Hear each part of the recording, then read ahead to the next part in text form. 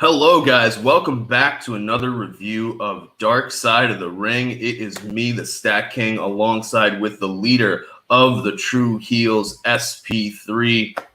We got a lot to talk about with this one. This is a pretty dang heavy show. It's always we know that Dark Side of the Ring covers some uncomfortable topics, but it's always something different, a different level when an episode has to start with a disclaimer that there is going to be a discussion about incest and sexual abuse.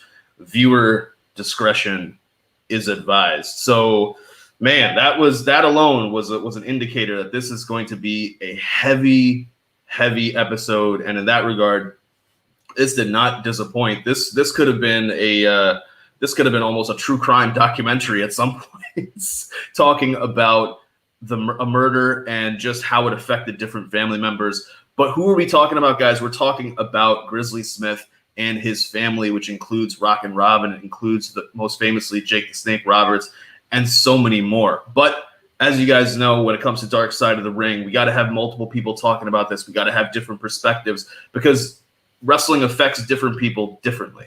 So I got to ask Sid, how did you feel about this episode overall? What were your thoughts about it?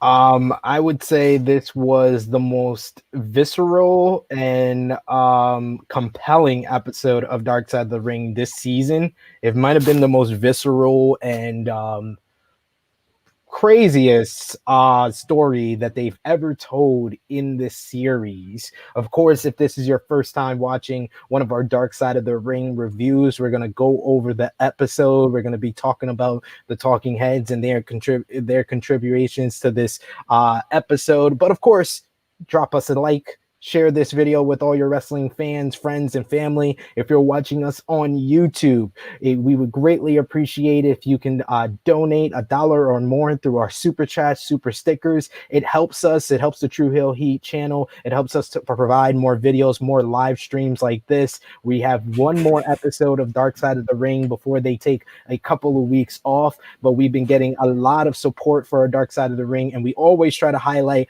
all of your comments in the live chat, but most especially, of course, anyone who donates through our super chat, super stickers will be joining us in a week and a half on our True Heel Heat 130 live as we preview WWE Hell in a Cell. We will be giving you more information in the weeks to come. Next week on our Dark Side of the Ring review, I will be asking everybody to give me their social media handles if they have donated super chat, super stickers, so I can send you the link for True Hill Heat 130. But thank you guys for joining us live. I see a whole bunch of people in the live chat already. We got Rambo 77.619. This show was messed up and sad.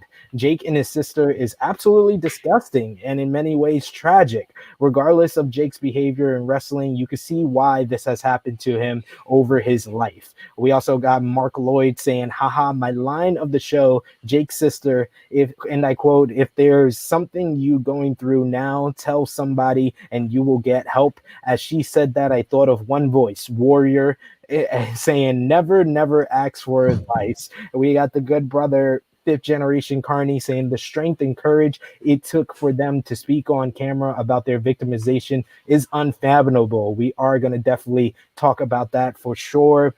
We also got WrestleScope saying didn't get to watch the episode yet, but still wanted to watch you guys live. Thank you, good brother. You are a part of the ethnic YouTuber community. You've been doing great work. We appreciate you watching us live. And True Hill Heat 130 will be on Saturday, June 19th. So you already got the date. I already got your social media handle, so I will be sending you the link. You've been donating to us, supporting us so much, WrestleScope, so we appreciate you. And anyone else who wants to donate and contribute, you can come on the show, join us live on True Hill Heat 130 as we have a special call-in episode. But let's get into this Dark Side of the Ring in the Shadow of Grizzly Smith. This one is, like a lot of the comments said, we have to hand it to the family of Grizzly Smith, his kids, who definitely were very compelling in the way they told their story. I would say Jake the Snake Roberts may be one of the most riveting people that we've ever had on a Dark Side of the Ring episode, just in the way that he's able to tell his own personal life story. but this is a lot of sensitive material, sensitive topics. So if anyone has any, past experience, past abuse, we apologize for some of the stuff that we're going to be touching on, but this is what the episode was about. So we're going to address it. Viewer discretion is advised for this review because we're going to be going over the stuff that went down in this episode and in the life of Grizzly Smith's kids. So Stat King, take it away. All right, guys. Yeah. And we do appreciate all the support that you guys give us. We are kind of like a family, and family is something that's very important in wrestling. We have a lot of different famous families. Jim Cornette is on here as a talking head talking about some of those families. But it's interesting because in the life of Grizzly Smith, with him or he and his children, you never knew that they were related. You never knew that they were actually a family. There was no, like the Harts were there and the Samoans. They never knew, but we still watched. And why did we watch? Because they were compelling in the ring. And they talk about that by talking about the different members of the family. I actually learned a lot because I didn't know who some of these people were, and it just shed a light on some of them, particularly people like Sam Houston and the sister, Rockin' Robin. So we get a little rundown of who the family members are and what they were into the wrestling business at different points in their careers. And we talk about, there's going to be a focus on Jake the Snake throughout this entire episode because he is the most well-known. And Jake has a moment where he introduces himself and he tells us his real name, which I definitely didn't know, the Aurelian. I was like, oh wow. Aurelian Smith. And even he had to make the joke that you can see why I want to go by Jake the Snake. Like it absolutely makes sense. Yeah, even I'm watching it with my wife T, and she was like Aurelian of all the names. And this is, like I've said before, my wife is a part of a famous wrestling family, so she's been backstage at events and she's encountered Jake the Snake Roberts before. And she told me one of her first like memories of Jake the Snake, of seeing him backstage, is sometimes he would walk by her as a kid and she would smell the alcohol on him. So that's her first reaction. I think that this episode, for anyone who has whatever you feel about Jake the Snake, I think you have a better understanding of him after this. And it all starts with why he changed his name, why he officially changed his name to Jake Roberts, Jake the Snake. It's Aurelian Smith Jr. is his real name. Which, when you have your father's name, you have a desire to emulate them. And so it's no surprise that Jake goes into the wrestling business. Part of it is because of how the father treated them when they were growing up, like the lack of care, the lack of love. Jake says, I wanted to get into the business to prove him wrong, to show him that I mattered, to show him that I could be somebody. And he says his father never told him that he was proud of him. His father never told him that he loved him. In fact, Jake tells us that his father tried to get promoters to fire him. And that's kind of the opposite of what you would expect a parent to do. Even a parent, like they say that the opposite of love is not hate, it's apathy. This almost was like hate as opposed to apathy. Apathy would mean you just don't care. This guy cared enough to try to get his son fired. That makes absolutely no sense. But then you start to get a little bit of the history of who Grizzly Smith was. This is a guy who would go down to the factories and lumber mills where they lived, and would wait for payday. And guys would come up to him and say, "Hey, I want to try to hit you in the stomach, and I'm willing to give you money if you'll let me." Because he was 7 feet tall, he was a huge, well-built guy. All of these tough factory workers and lumber mill guys, they want to try to prove themselves against Grizzly Smith. The biggest guy. And so he's like, you know what? I'm happy to take your money from you. A fool and his money are soon parted, and that's how he was able to provide for his family in some way or regard. But on top of that, he's able to become a wrestler. He goes into wrestling, and we start to see that the persona of Grizzly Smith as a wrestler is almost just an extension of who he was as a person. They do have a little bit of an interview with him, and he talks about how his father was tough and would beat them for lying, beat them for making different mistakes. And I don't know, that's just was a little bit already on the nose of where this is going to be going. But we then find out that the story takes a turn when we see that Grizzly eventually does retire and goes into a management spot. So, but before we get into that, Sid, what were your thoughts on Grizzly's interesting way of making money, and also on his parenting skills? Yeah, his parenting skills or lack thereof. Yeah, he had a strange way of parenting from the very beginning of them telling this story, and you can see like what we would learn throughout this episode is that their upbringing, the kids of Grizzly Smith, really dictated how they were when they became adults, and the trials and tribulations that they had to go through, and the bouts with addiction that they all fought, it seemed. I mean, in the introduction of the kids, I thought it was very well done, and Sam Houston being like the best worker of the kids, Mike Smith. Before we get into what he had to deal with, Rockin' Robin, that was one name that I kind of remembered from my early time as being a fan of professional wrestling. The women's division of WWF was very bare in the 80s and the late 80s. So I only knew of a few. I knew of Wendy Richter, I knew of Fabulous Moolah, Sherry Martel, and Rockin' Robin was one of those names that was very prominent in when I first found out about women's wrestling. So it was cool that she was here, but I didn't really know that they were siblings with Jake the Snake Roberts until it was the Beyond the Mat documentary. Once again, we were mentioning the Beyond the Mat documentary after the A&E biography with Mick Foley, as we talked about that previously. But yeah, Jake the Snake, all these kids, and the kid that was given up for adoption, was it Richard? What's his name? I think, yeah. Yeah, Richard. I would say that he was one of the better talking heads on this, and he was the one that really didn't have to experience a lot of things, and he was better off being away from Grizzly Smith. But they kind of talked about how he kind of gave the kids up to family members, he put Richard up for adoption. So we are seeing the building of this monster in stature and in personality, it seems, that Grizzly Smith was. We got Jay Quest in the live chat on Facebook saying Jake a survivor, son. 100% he is, but let's talk more about it, Stacking.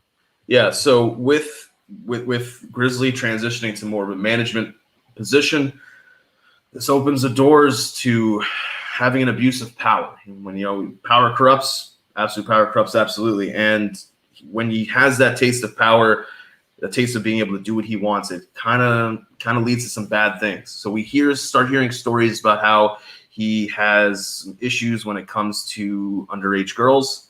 We have a lot of backstory given to us by Nicola Roberts Bird, who is known as Baby Doll. She was a wrestling manager, and she was married to Sam Houston. And Sam talks about how she's the mother of his children, so he absolutely loves her. You can tell like there's some kind of rift now, but at the time they were very much in love. They were very much together.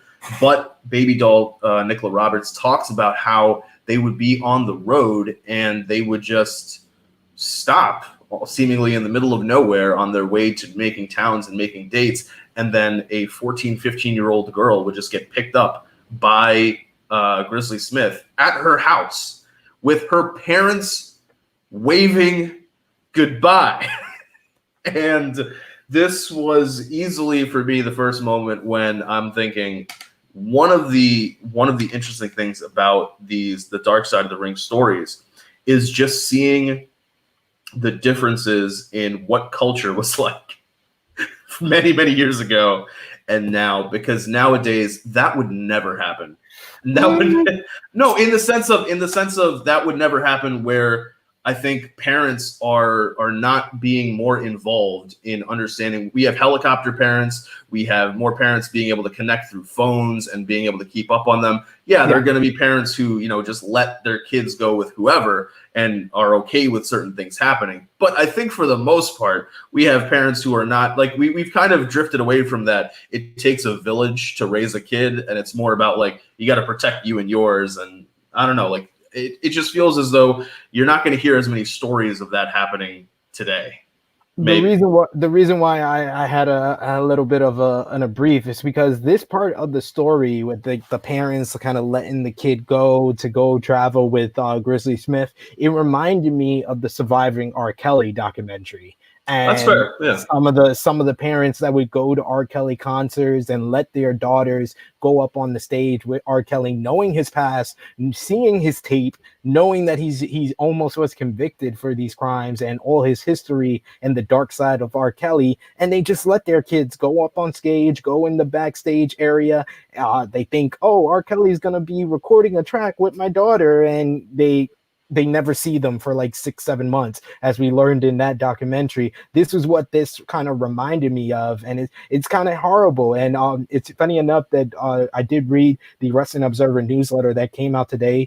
Meltzer did take a look at this documentary before it did come out last night, and he talked about how Grizzly Smith was a television star. So to these parents, they just saw him as this guy from television who's this world famous wrestler, this larger than life character, and their kids just getting this big opportunity to travel with him, to travel on the road, to potentially become a television star like him. So that's why they were so willing to kind of let their kids go off like that. But you kind of have to ask, like, Baby Doll says like he kept it very quiet and away from out of sight, out of mind to her. So it's kind of crazy the different dynamics that were going here, and the fact that the parents just let these things go. But in the 1970s, it's a different time of day. Like you said, it's a totally different situation where these stories are not that prominent. So I can understand on one level, but me myself being a parent, I would never let my child be in that type of situation,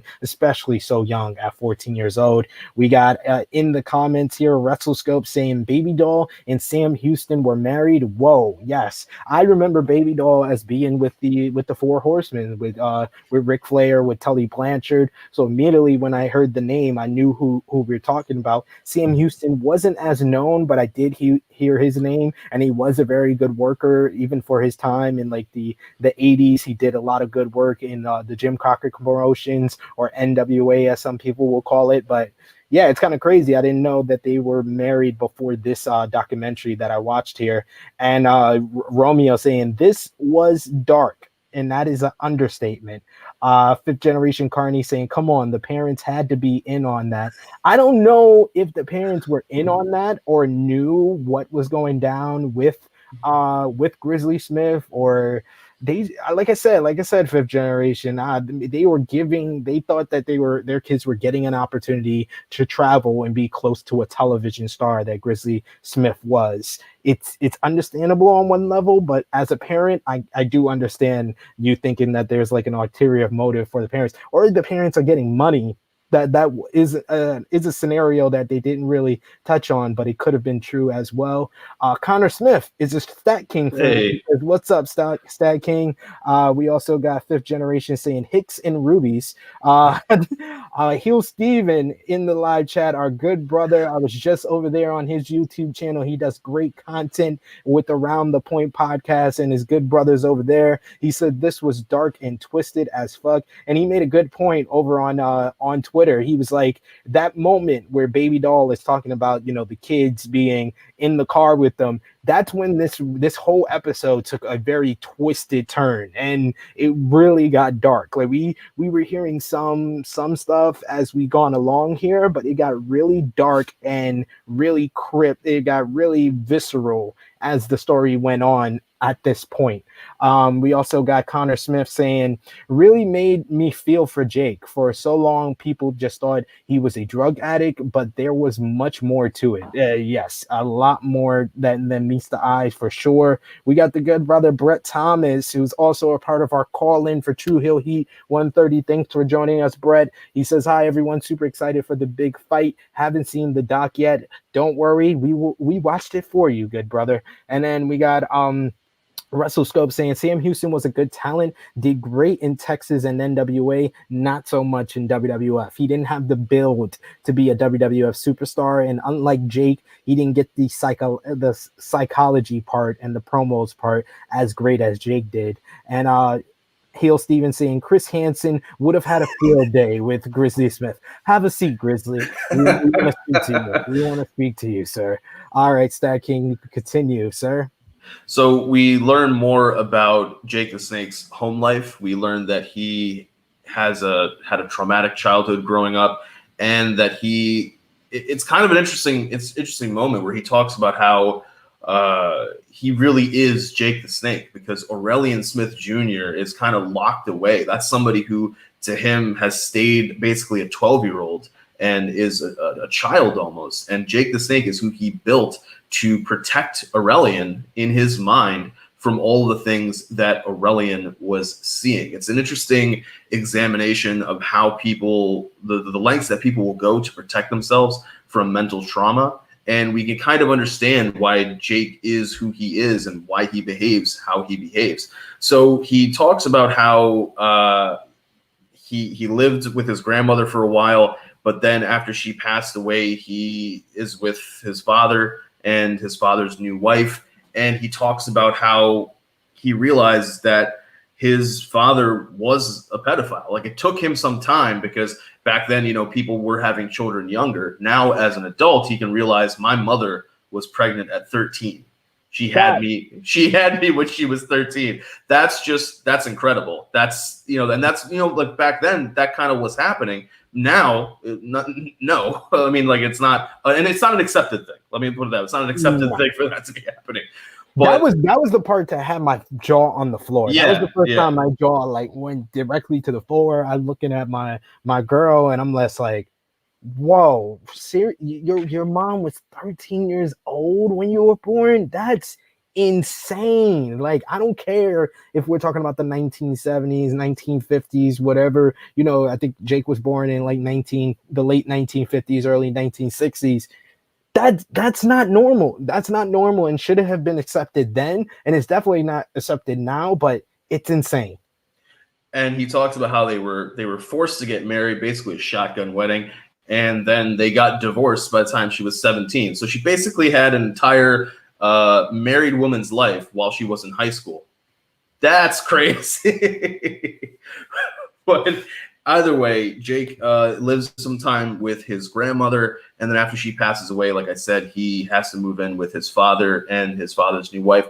At first, he thinks it's going to be great. Like, this is Superman. This is I mean, you naturally, if you're a boy, you idolize your father. But then on top of that, like you were saying, this is a TV star. This is somebody who has a larger than life persona, and you think it's going to be great, but it's not really that great, because he finds out that his stepmom has the same kind of interests as his father, and she's not related to him through blood or anything like that. So she has no issue in her mind of kind of being a predator and preying upon a very young and impressionable Jake the Snake Roberts. And he finally gets the courage up to tell his father. And this is that moment, you think Superman's going to come in there. Superman's going to save you. This is that moment. And what does Superman do? Superman says, "You're on your own, kid." That's basically what he says. And the mom, after the stepmom,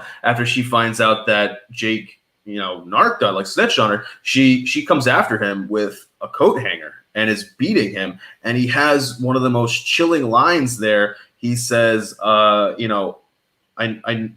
never thought I was going to get beaten for telling the truth about somebody having sex with me against my will. Like, it's just incredible to think of what was going on in that family. And he said, that's the moment when I realized my father was doing it to other people, and more than likely to my sisters. And that's where we really get an introduction to Rockin' Robin. And she starts off by saying that she's not trying to diminish her father's legacy or ruin anything. She's just here to kind of tell the truth. Yeah. And that truth for her starts by talking about how her father started manipulating her and grooming her when she was 9 years old. Like, that's incredible. Like, just the actions of somebody who you're supposed to care about you, is supposed to be there for you, and they are just using you and manipulating you. And she talks about how also for her, she kind of she doesn't know how exactly to put it into words. It took her time to deal with it the same way that it took Jake time to deal with it. And that's part of the reason why, we didn't know, just as how we didn't know that they all were related to each other, family members, they themselves didn't really know at the time that they were going to have another family member basically named Addiction. And that's kind of the story of what's happening here. And we kind of see more of that when she talks about how she's able to escape from Grizzly. And she says, like, if she tries anything again, she's going to shoot him with his own gun. And it's really, really horrible, kind of just vicious stuff. And she talks about how they had a half sister, Jolene Rogers, who is really that's probably the most horrible situation of what's happening there.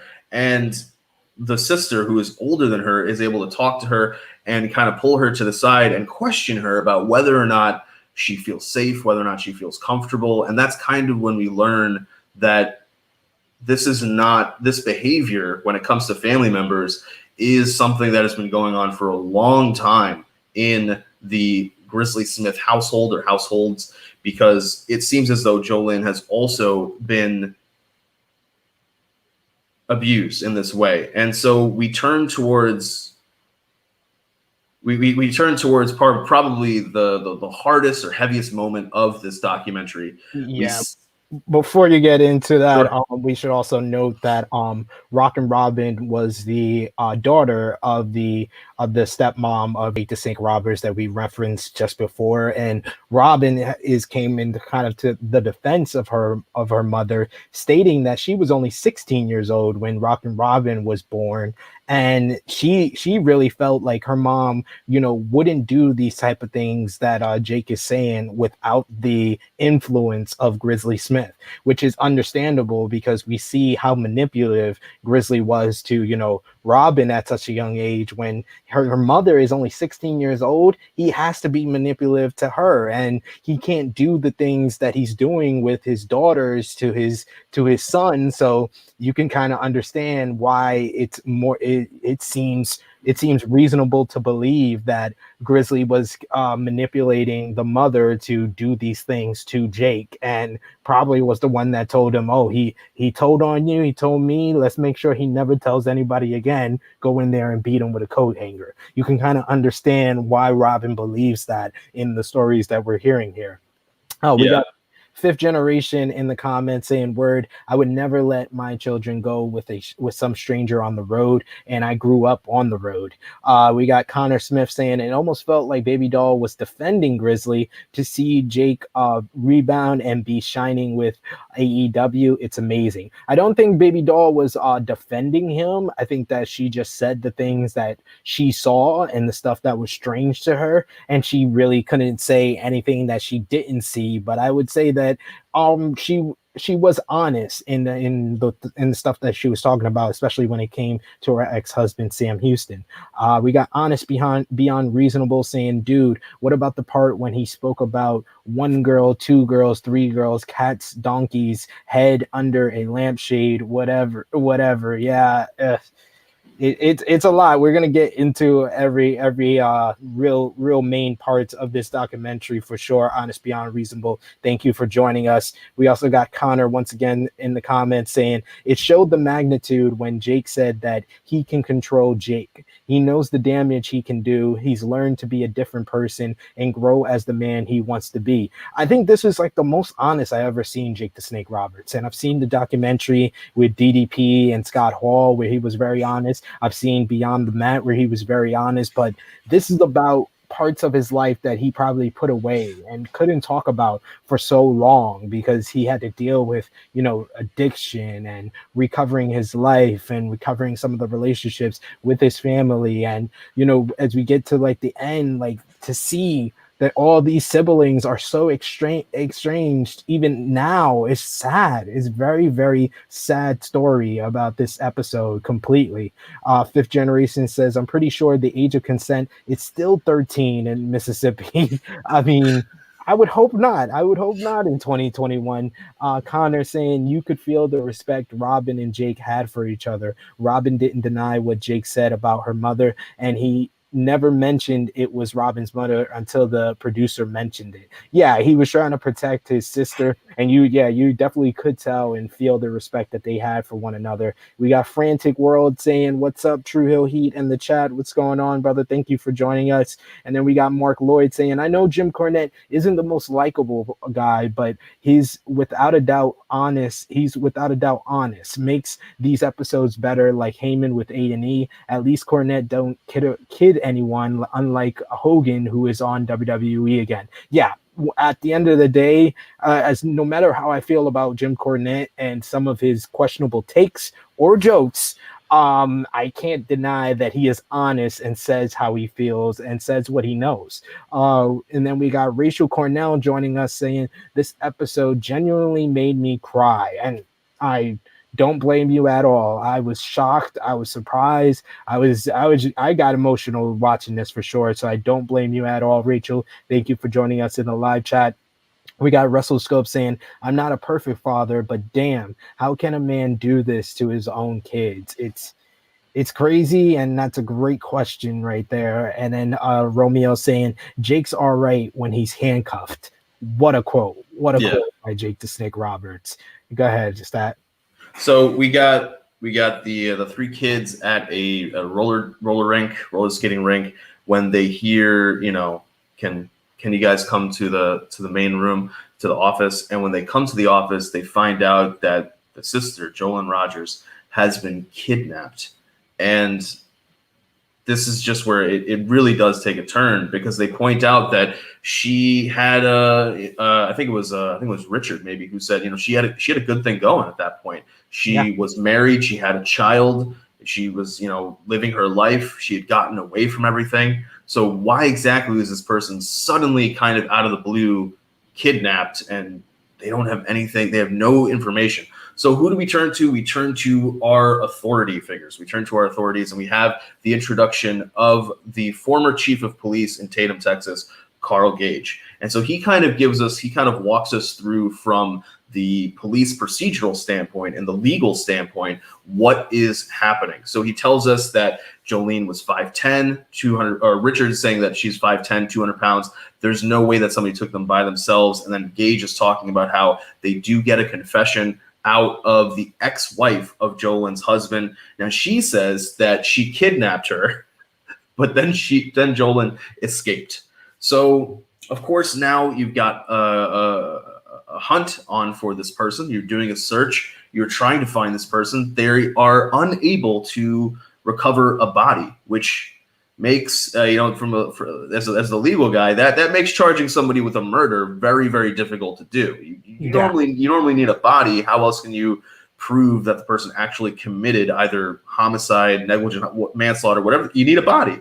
So it's difficult to prove all of these sorts of things. And Jake says something that's pretty interesting. He says it's the first time he ever saw his father miss a wrestling match when it came to the trial of the ex-wife. They did put her on trial, but because there was no body, they aren't able to get her on any murder charges. They are able to get her on aggravated kidnapping and assault, and so she's going to do some time. Now, what's really interesting to me is this is a weird kind of schism between how every kid speaks on the father.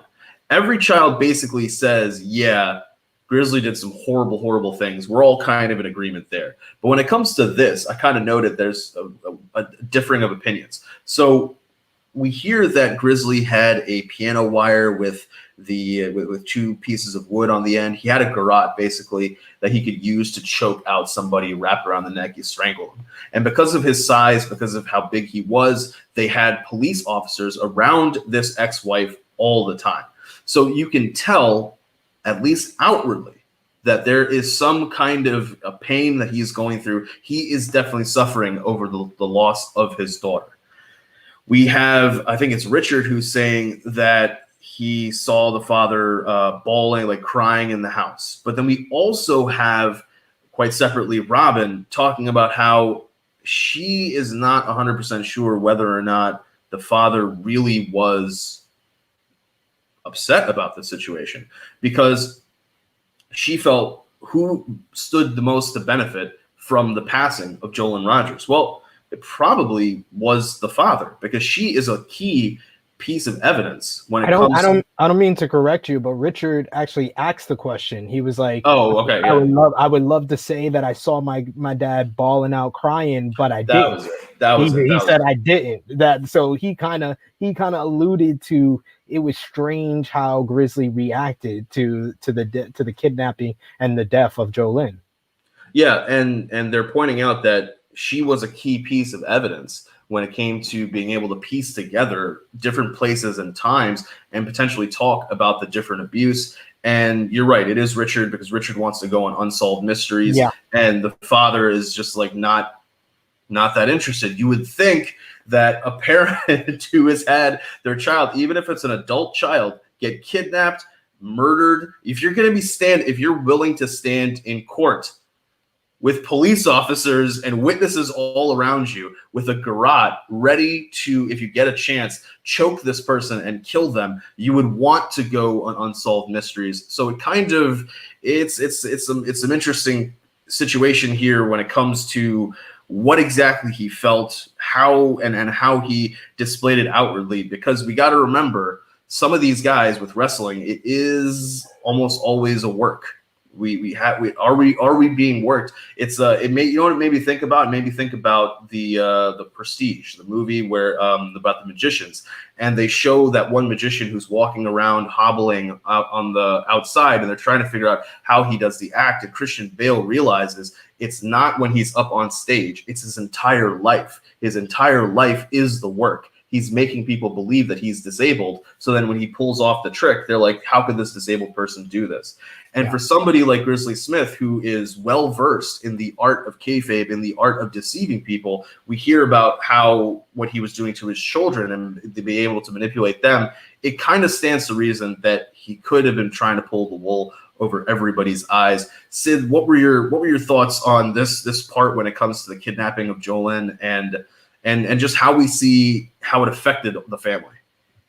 It was very like I'm getting chills just reliving it and talking about it again, because you can tell that the lack of closure with this whole situation really took a toll on the entire family. And I hate to be like a conspiracy theorist, but I do believe that Grizzly, was emotional and had the piano wire and wanted to choke out the ex-wife. But the reason why is where I come up with the conspiracy theories, because when you have a ploy, when you have a plan to kidnap someone, abduct them, murder them, and then burn the body, you want to take out all your loose ends. So if someone is taking the dive for that crime, you don't want them years into their prison sentence to come out with the truth.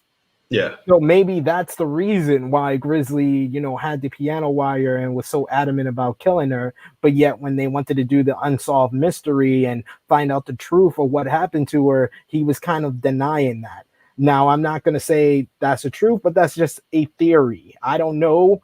I'm learning this just along with you guys watching this episode, but my mind tends to wonder. I've seen enough movies where those are kind of the thoughts. And, you have to think about, this whole documentary is a lot about psychology and how, your upbringing and the abuse and incest and stuff like that can cause problems for you as an adult and cause different forms of addiction where you're trying to hide a lot of the pain that you went through throughout your life. So you kind of have to think of all different angles when it comes to this stuff. But I would say this was probably the saddest part of them all, because Jolene was trying to, it seemed like, have a helping hand and reach her hand out to her younger sister, and then just a short time later she's taken from this world. And it's something that you can tell, especially with Richard, it's something that deeply affects him. And even talking about it, he got deeply emotional because he was so angry at the time finding this out,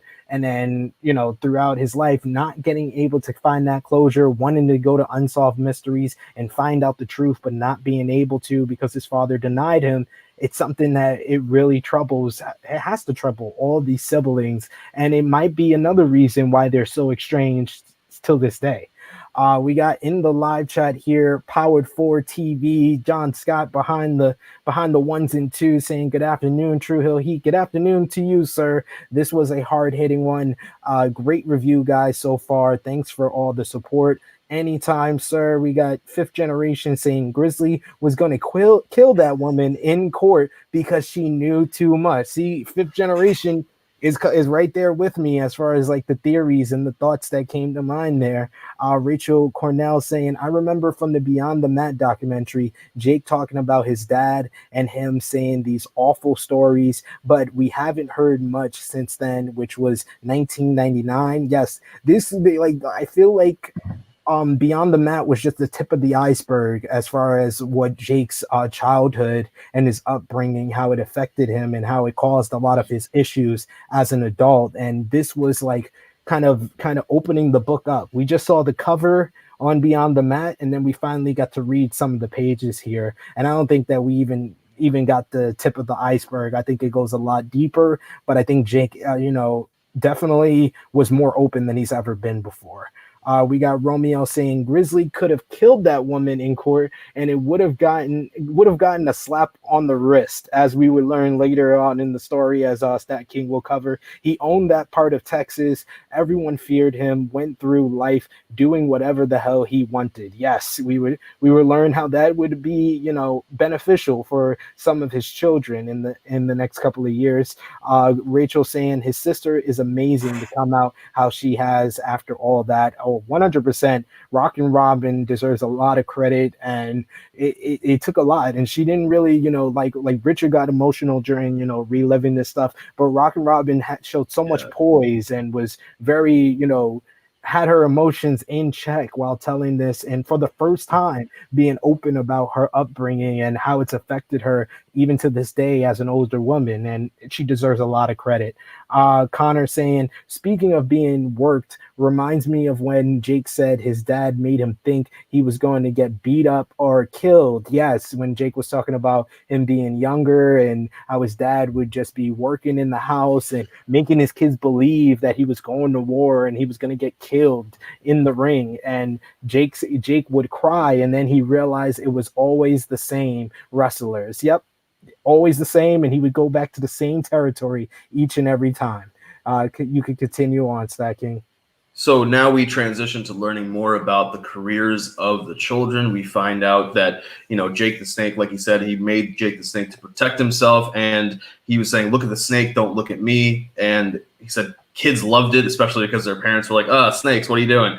So it worked out very well for him. Meanwhile, we have Rockin' Robin, who is being trained, and when she's being trained as though she's a male wrestler, so she's learning how to work a lot more stiffly, and she has a tryout against Sherry, and apparently Vince loves it and offers her a contract, and she signs with them. She goes on to become a women's champion, wrestling for the title and winning it in Paris, France. We learn more about Sam Houston as well, and it kind of makes sense that a guy whose character is named after a Texas hero from their history is going to do much better in Texas and the NWA than he will in the land of the giants of that is WWE. And we learn how Sam had a bit of a drinking problem, and quite a bit. And I was in the Army. I'm able to drink a lot. I know that Romeo has we talk about Romeo's ability to drink. I don't know if Romeo and I combined could hold a candle to this guy, because when he was talking to Baby Doll's father to get permission to marry his daughter, he had 32 Crown and Cokes in him. That's just a staggering number. 32. Like, That's insane. This is the most you ever heard from the producers of Dark Side of the Ring, but I think one of the key parts was when they were like shocked by, they said 32? Like they were like, seriously, 32? Sheesh. And of course, they ask Baby Doll, they go, did you think this was a problem? And she says, I thought my love would conquer all. And I was like, oh God, what is wrong with you? But I mean, a lot of people are blinded to people's faults because of love.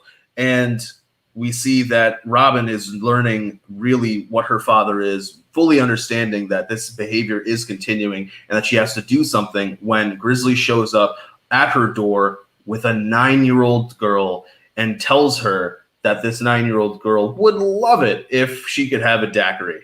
And Robin's like, oh, well, I'm like fresh out. Like it almost sounded like she was like throwing a blanket over her liquor cabinet. She's like, I'm fresh out. Like there's nothing here. Nothing to see here. Nothing to see. Like, what?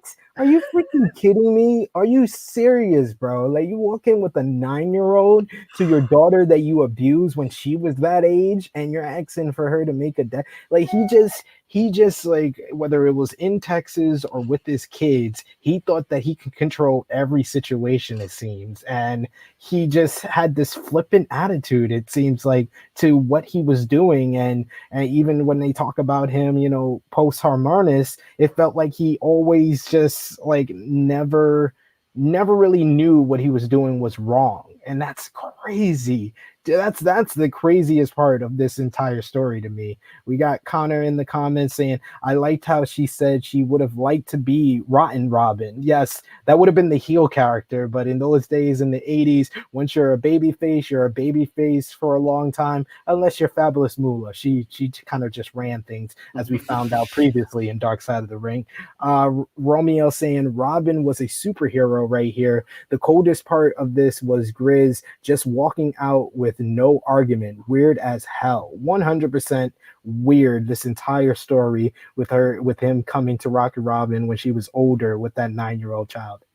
Yeah, so in the morning she spends the night just talking to the little girl, like trying to make sure like everything's okay. Like, does the girl really understand what's going on? The next morning, as Romeo said, Grizzly's trying to leave with the girl. Robin's just like, I don't know about that one, Chief. Like that's not gonna fly. And Grizzly puts up absolutely no arguments to this, but we can see that, like I was saying earlier, you know, it seems as though there was a fourth family member for them, which goes by the name of addiction. And Jake, Robin, and Sam all battle addiction as they get older. Sam, in particular, has the record for the most DUIs in the state of Texas, and only thanks to Grizzly does he end up not in jail long term.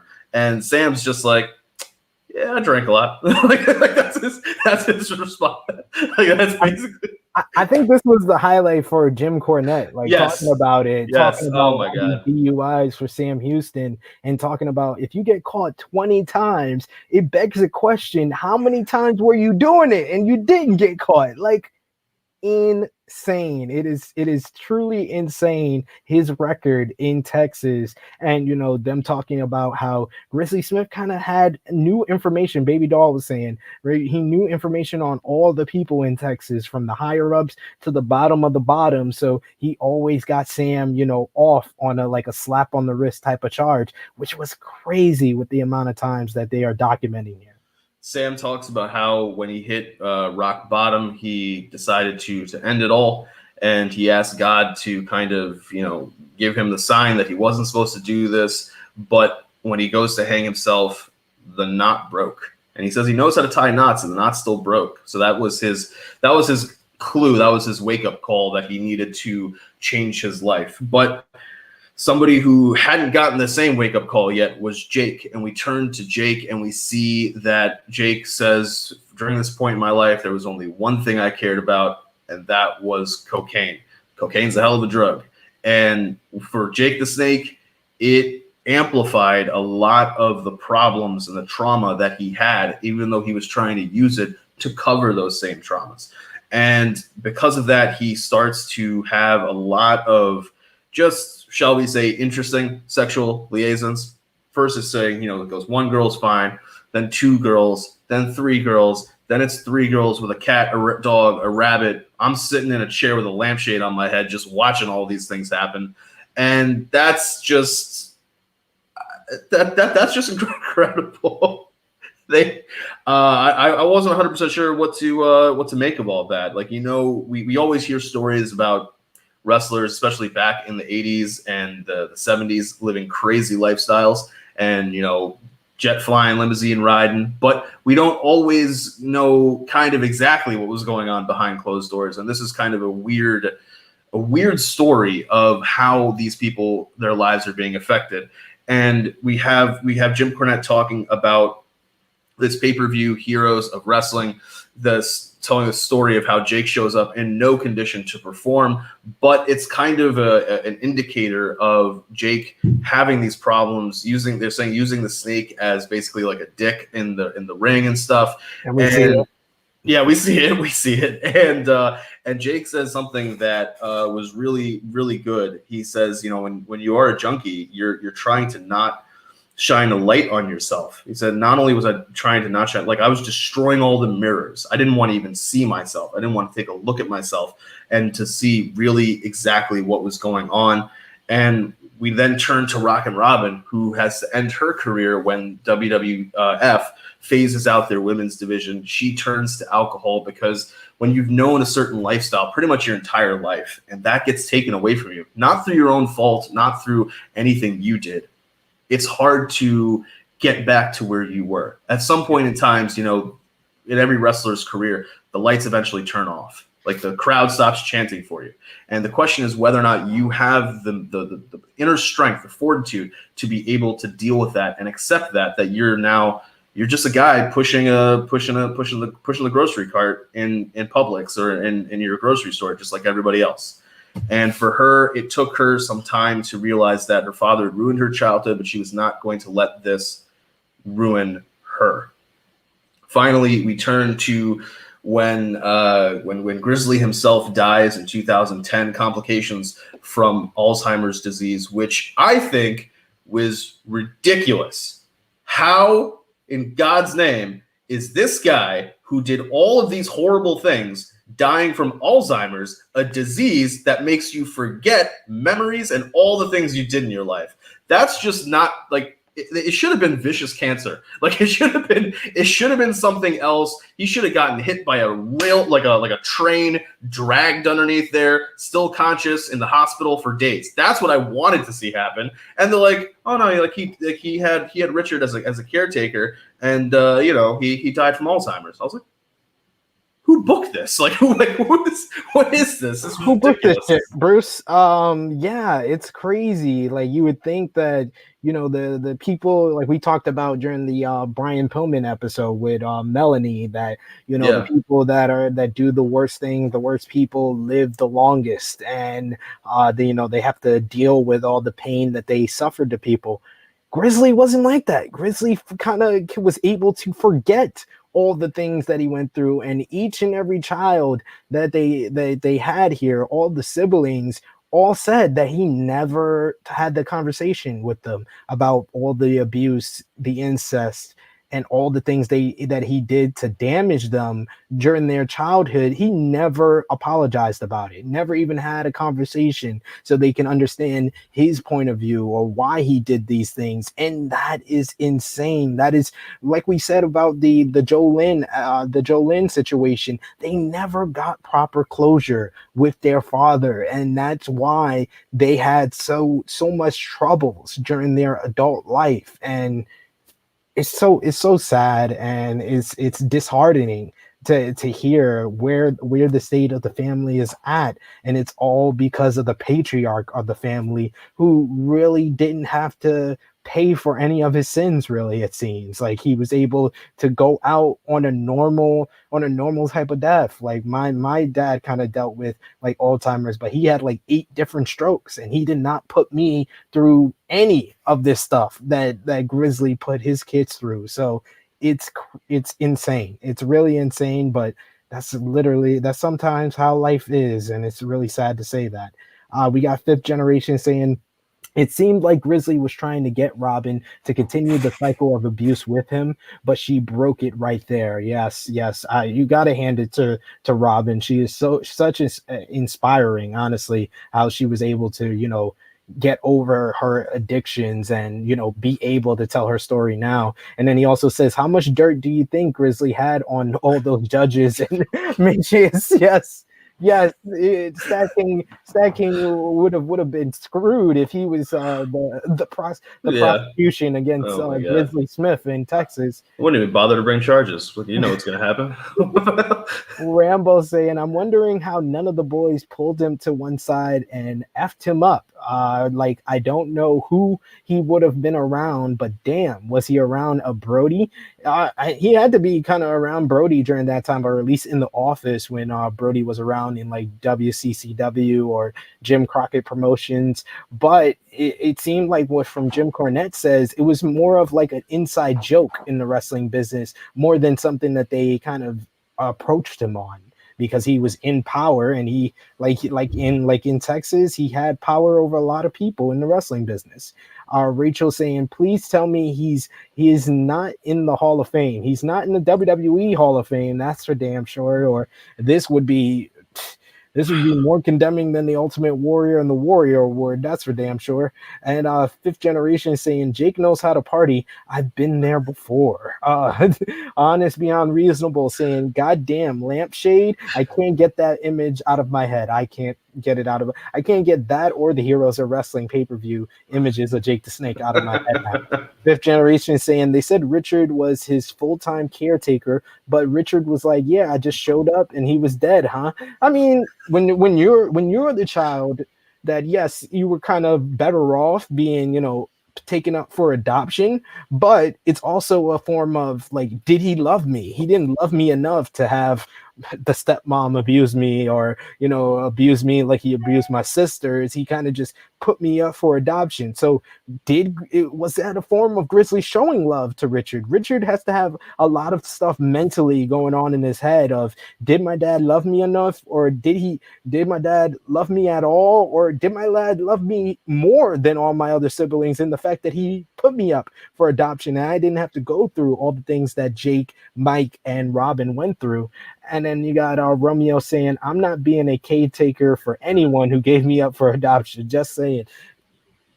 Good point there. Connor saying the state of Texas booked him apparently. LOL, he had dirt on God, I guess. Yes, in Texas, he was God. And then Fifth Generation saying Grizzly was a sociopath.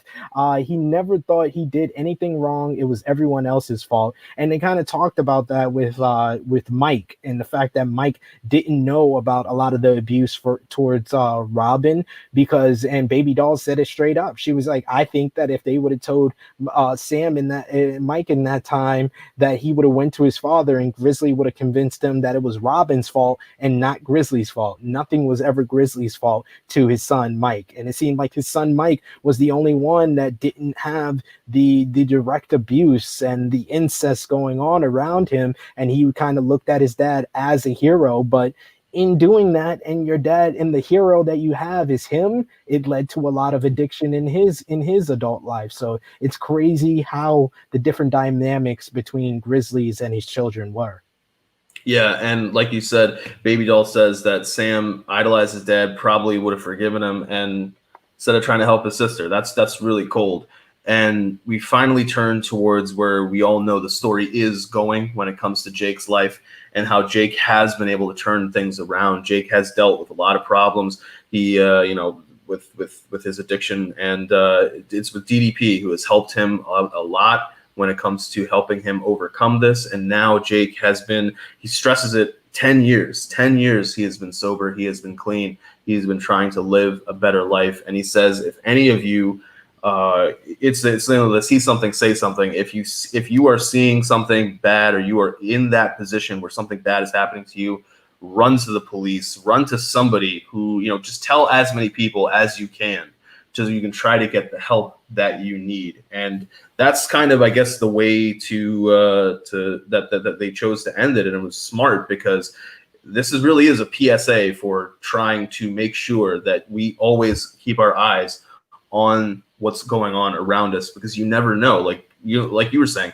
it was kind of treated like an insult, like an inside joke of what Grizzly was doing. Nobody ever thought, hey, we really should investigate this. We really should figure this out. But if enough people had made noise, maybe it would have, and maybe there would have been people who were saved from this horrible situation. But that is that's where the documentary ends, on that positive kind of upbeat, saying that Jake is been able to overcome this. We talk about Robin being able to overcome her addictions, and everybody kind of seems as though, while they're never going to know the full story, they are at peace with where they are in their lives now. And that's kind of the most important thing. Like you can't change the past. You can only work with the present so that you don't mess up your future.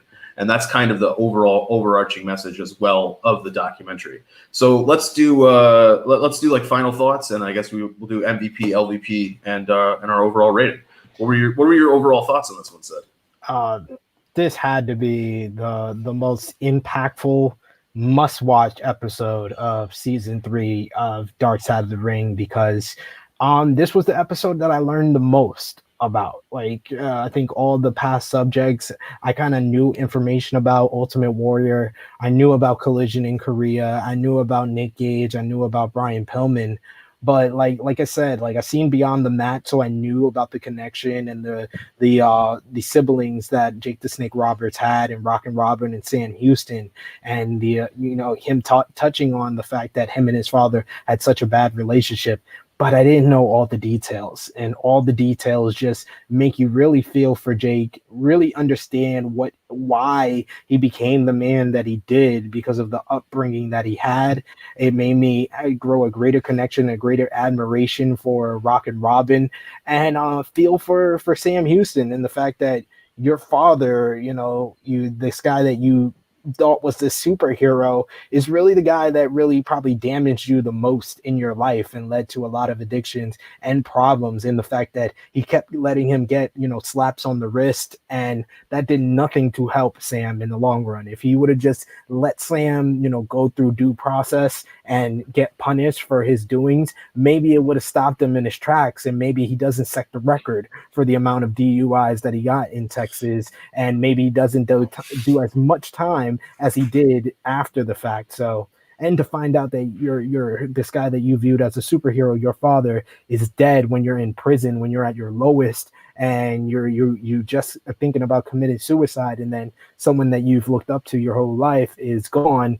It's just crazy. It's crazy on a number of different levels. What about you, Stacking? I think that this was definitely one of the best ones that I've seen. I think that the only one I think can touch this is maybe the Brian Pillman one. That's only because they had 2 hours for that, so they're able to go a lot more in depth and have more of a more insight. But this was, for me, probably the best one that I've seen from season 3, just kind of tied with the Brian Pillman one. But I mean, if I'm doing like an MVP LVP thing, I think it's hard, because my MVP, I want to give it to Jake, but at the same time, I really want to give it to Robin as well, because of just not just from what she did as a talking head, but that moment where she stops Grizzly from leaving with the 9-year-old. That it takes a lot of courage, because that's the other thing. She doesn't tell us who else was in the house with her. He could easily have done something to her and then just taken the girl anyway. So she had to know that. So she's still willing to put herself in harm's way to protect this kid who she 24 hours ago had never met before, like knew nothing about.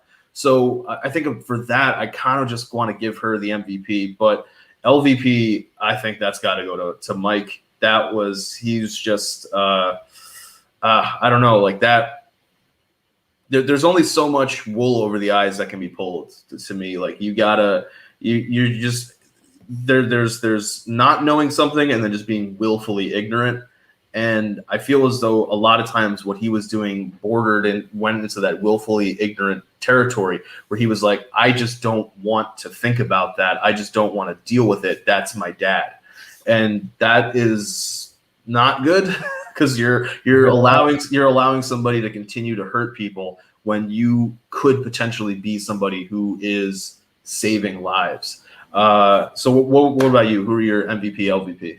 I got to go with the co-MVP, with the two people that you mentioned, Jake the Snake, because he was one of the most riveting, most engaging talkers that they've ever had on Dark Side of the Ring in all 3 seasons, and Robin for the courage and the inspirational story that she has in overcoming her addictions, overcoming her upbringing, overcoming the incest, the abuse, the pedophilia, and just like, oh my God, like I knew of her before. Like I said, she's one of the original women's wrestlers that I ever learned of, but I have such a greater connection and a love for her as a human being now after watching this documentary. So Robin and Jake are my co MVP, and I agree with you as well on LVP. It's got to be Mike because he bordered on being an enabler by being blind to what was going on and the issues that and the abuse that was going on with his siblings. You know, he didn't get the same abuse, but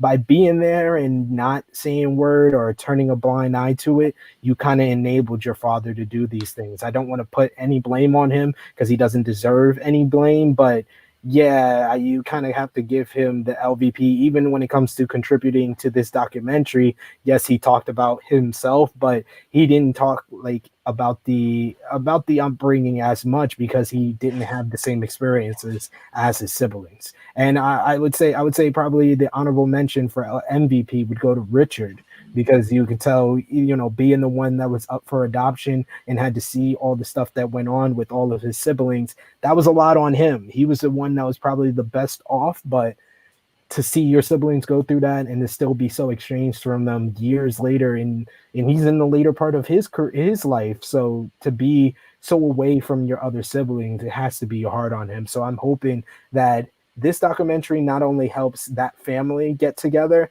but it helps somebody else that has experienced, you know, the same things as the Smith family. It helps them get the help that they need in life. And anyone watching this review, I hope the same thing for them as well. We got a couple of comments to feature here. Mark Lloyd talking about life's effed up. You're preaching to the choir here, sir. Rambo saying, please, can somebody do an edit of Jake under a lampshade and put it on screen when Top Guy JJ's on? I liked his reactions on the pics they had on overlay for AEW review. I guess we could work on that. We got Fifth Generation saying DDP is a godsend to these guys. Absolutely. Carnage Payne saying lampshade. Holy shit. Donkeys. LOL. Romeo kind of echoing what I said. I hope that ending helps somebody watching who may be going through something similar. I totally agree with you. Rachel saying, I can't score this. I will just say that my thoughts are with all those who were abused by this monster. 100% with you there, Rachel. We got Connor saying, and to be fair to the guys that people are saying should have done something, some of them may not have cared to be involved. Not saying it's right, but a lot of guys wanted to go to work and go home. Yeah, I gotta agree with you there. It kind of is what it is on that regard. And then we got Romeo saying they're all getting up there in age. Hope this dark side of the ring gets the ball moving on those siblings, opening some doors of communication. At the end of the day, they're still family, and it wasn't their fault. Yeah, you know, you hate that they have gone through this stuff, but hopefully they can bond and get together. You know, coming out of this episode, especially seeing the response from the wrestling community and people who are just followers of documentaries about how, you know, how much sympathy and how much, you know, you feel for this Smith family for all they've been through. Carnage Payne kind of saying my thoughts as well. He said, we went from A&E Mick Foley most upbeat episode of a wrestler full of positive to this disgusting monster. He's talking to Rachel Cornell. He says this shouldn't be scored. Thoughts with anyone, and to those that were abused. Fifth Generation saying this episode was definitely gut-wrenching. The bravery it took for the siblings to speak about the abuse is unfathomable. Like I said before, he also says poor Mike was being gaslit, though his dad was playing hard to get with love, and you can tell Mike still wants it. Yeah, 100%. You could still tell that. And then Connor saying it did seem toward the end that at least Jake and Robin want to reconnect with one another, as well as Richard as well. I think I agree with the live chat here, Stat King. I think this episode is too serious of a subject for us to score. All I will say is that depending on what they do with Dynamite Kid and the second half of the season, this was the best episode of Dark Side of the Ring so far in season 3. I learned so much. I have my mind is blown. It's the most visceral episode of Dark Side of the Ring in all 3 seasons. Is my last and final thoughts. How about you, Stacking? I would agree with that. And yeah, this is I don't think I've looked to see if they've released what the topics are going to be for the back half, but We got the they're steroid trials, which should be a good one. We got the plane ride from hell, which should be a very good one. That's the ones that I can think of off the top of my head. yeah, they're going to be hard pressed to top this when it comes to just subject material and what they're and just they did a great job. Like that's really all we can say. And that I hope that it does act as a wake up call for anybody who's experiencing this or thinks they know someone who is experiencing this. Try to help those around you. That's really all we can say.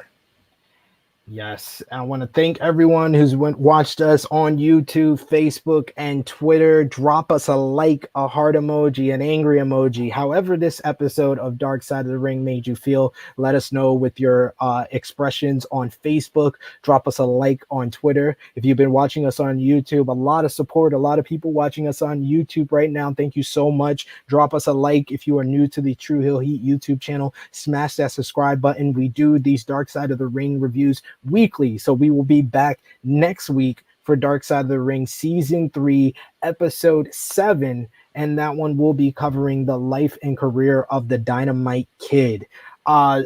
Stat King, please tell the people where they can find you on social media and the True Hill Heat YouTube channel. You guys can catch me on, there's my Instagram. If I said that, it'd be a mouthful. So follow me there on Instagram. And you guys can catch me on Dark Power covering AEW Dark, Elevation, and NWA Power. We've got a big NWA pay-per-view this weekend. Looking forward to that. And as always, you can catch me with my co-host, the three-time baby-making champ Ness when it comes to Fusion of Honor, where we talk about MLW Fusion and Ring of Honor. Stat King did such a great job covering AEW Dark Elevation, AEW Dark NWA Power Surge on this past week's Dark Power 78. That's up on the True Hill Heat YouTube channel right now, so you could definitely check that out as we're about to end this stream. As he said, Fusion of Honor, a new episode will be dropping in the next couple of days, and NWA When Our Shadows Fall roundtable review with the host of Fusion of Honor, Stat King, and the three-time baby-making champion, Ness. Definitely check those out as well. You can see me over on Twitter. Follow me at True Hill SP3 tomorrow on True Hill Heat YouTube channel. What are you talking about? This guy just listing all the places you can find. Tomorrow on the True Hill Heat YouTube channel, we got True Hill Heat 128, Black Mass of releases, as we talk about the WWE releases from this week. Myself, Top Guy JJ, Miss Chrissy Love, and guest starring the one, the only, the connoisseur of reporting, Mr. Romeo Anthony Colon. Speaking of Romeo, on the True Hill Heat YouTube channel later today, you can watch an all-new NX3 covering the return of Adam Cole and MSK versus Legado del Fantasma for the NXT Tag Team titles. That's going to drop later on today on the True Hill Heat YouTube channel. You can find me over on the Wrestling Daily YouTube channel. Go over there and support there. I was on Tuesday's episodes as well as Wednesday when those releases went down. Me and Louis Gangor went in depth about all the details with the WWE releases over on Wrestling Daily. You can also find me talking about those releases over on Sportskeeda Wrestling right now, their YouTube channel, on Inside the Cradle podcast with Kevin Kellum, and I'll be back on the Sportskeeda Wrestling YouTube channel following SmackDown tonight on the post show Smack Talk with Dutch Mantel, the wrestling legend. So yes, and of course you can follow the gang True Hill Heat on Facebook, Twitter, and Instagram. If you are new, smash that subscribe button. If you want to watch True Hill Heat 128 tomorrow, please support True Hill Heat and give us one of those super chats, super stickers. You will be a part of True Hill Heat 130 in 2 weeks time. So for the Stat King, for myself, what an episode we just covered. We just covered Dark Side of the Ring Season 3, Episode 6, In the Shadow of Grizzly Smith. Thank you, everyone, for joining us. Thank you, everyone who dropped their comments in the live chat. Until next week for the Dynamite Kid episode, or this Monday for our E&E biography for Bret Hart when we go live there, or if you join us tomorrow for True Hill Heat, or later on today for NX3. Thank you so much for supporting True Hill Heat. And for this time, for Dark Side of the Ring, In the Shadow of Grizzly Smith review, we are signing off until next time. Peace.